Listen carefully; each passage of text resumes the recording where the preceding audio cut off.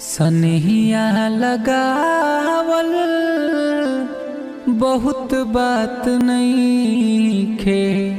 सनहिया लगावल बहुत बात नइखे।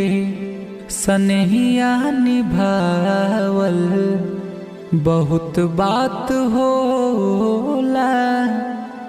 केहू के मुआवल बहुत बात नइखे।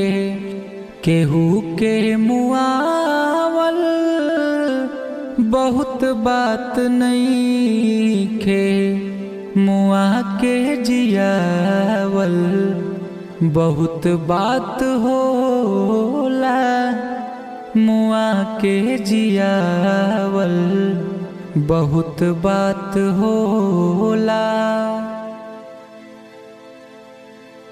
समझे न पवनी तोहर असल इरादा।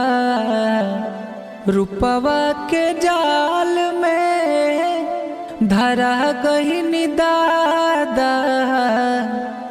केहू के रोवावल बहुत बात नइखे।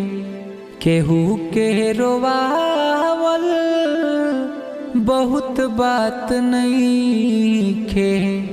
रोआ के हंसावल बहुत बात होला।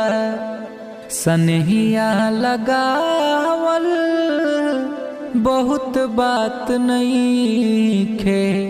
सनहिया निभावल बहुत बात होला।